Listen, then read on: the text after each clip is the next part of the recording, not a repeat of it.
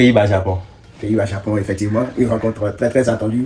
Et j'espère qu'en tant que fan de foot, on va vraiment se régaler. On va se régaler parce que c'est déjà une grosse équipe. Les Pays-Bas qui affrontent le Japon, une équipe sur ces dernières années, a créé la désillusion à beaucoup de sélections. Tu viens, tu te mets en face d'une équipe, tu crois que bon, c'est des petits et en même temps ils te battent. Et qu'est-ce qui fait cette particularité? C'est leur vivacité, leur rapidité, leur petit jeu. Vraiment, ils jouent ensemble, ils sont dynamiques. Ils arrivent à facilement déjouer les grandes nations. Exactement. Il y a qu'à remonter un peu dans le passé pour voir ce qu'ils ont produit contre les Allemands. Donc voilà, c'est un match vraiment piège pour les Pays-Bas. Ça, c'est un match amplement disputé parce que déjà, il faudra que l'un d'entre eux prenne une option, prenne les 3 points pour déjà se dire qu'il est premier de la poule en attendant les matchs suivants. Tout à fait, parce que le groupe, c'est pas aussi un groupe aussi évident que ça, puisque tout juste derrière, on a la Suède et la Tunisie qui savent aussi jouer au ballon, donc ils doivent forcément prendre une option dès cette première rencontre.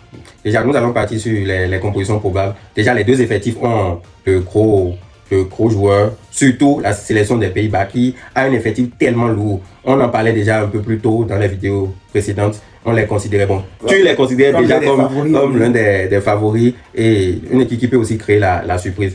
Oui. Je pense que l'entraîneur ira sur quoi exactement et qu'est-ce qui fera la force de cette équipe?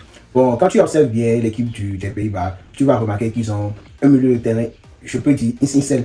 Parce que c'est un milieu de terrain constitué du Barça, du Liverpool et du City. Exactement, c'est ce qui se fait de mieux. Exactement, qu'est-ce que tu veux? Donc, il y a le milieu de terrain. Mais aussi la défense.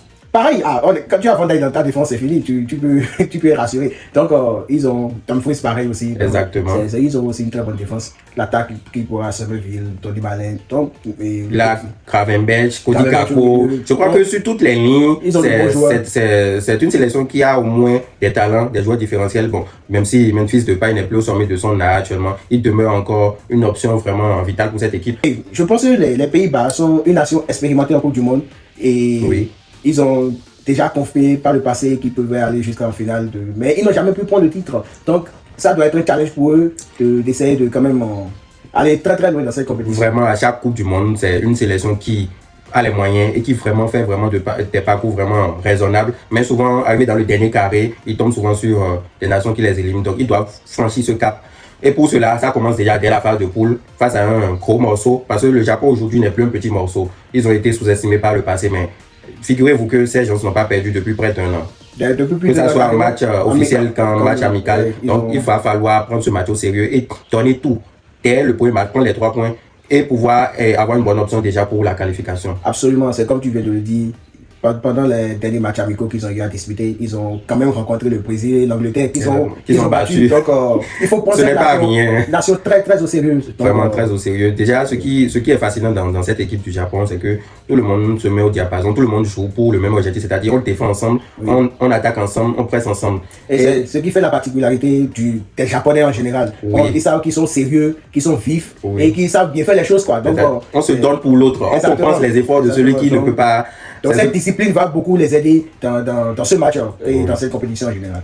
Dis-moi, tu vois le match comment? Tu penses que les Pays-Bas vont mettre le pied sur le ballon, vont essayer d'aller chercher le Japon très haut, ou bien tu penses que ce sera l'inverse? Je pense plutôt que le Japon va contrôler le match parce que le Japon aime le ballon, tu vois. Donc, c'est clairement et le Japon qui va dicter en quelque sorte le tempo. Mais vu que les Pays-Bas sont expérimentés, je pense qu'ils pourront facilement gérer. Moi, ce qui m'étonne avec les Pays-Bas, c'est que j'ai souvenance de plusieurs de leurs matchs où ils ont la possibilité de jouer au ballon, mais ils ne le font pas. En fait, c'est une équipe qui aime les transitions rapides. Ils aiment rester derrière, se baser sur leur défense et piquer l'adversaire quand il le faut. Donc, clairement, je suis presque assuré que le Japon aura le ballon et les Pays-Bas iront en contre ou bien auront quelques séquences de possession pour essayer de titiller cette équipe japonaise. Oui, c'est la spécialité des Néerlandais. Et ils ont la capacité de le faire, mais je ne sais pas ce qui les empêche de développer le football. Ils préfèrent plutôt aller en contre.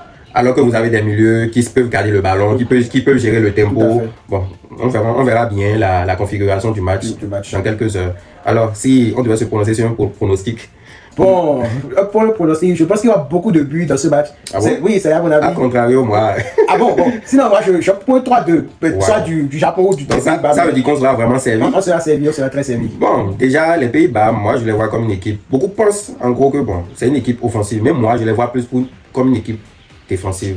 Et de ce fait, je ne vois pas assez de buts. Je vois un partout dans cette rencontre. Déjà que c'est le premier match. Et les deux équipes qui arrivent sont en griffe un peu plus faibles sur le papier qu'ils vont vouloir gérer, ne pas perdre des points contre le gros pour pouvoir prendre les points ensuite. Donc il aura une certaine sorte de gestion.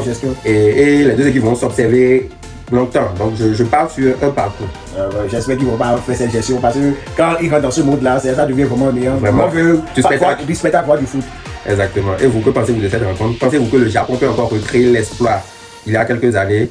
Dites-le nous dans les commentaires. Et après.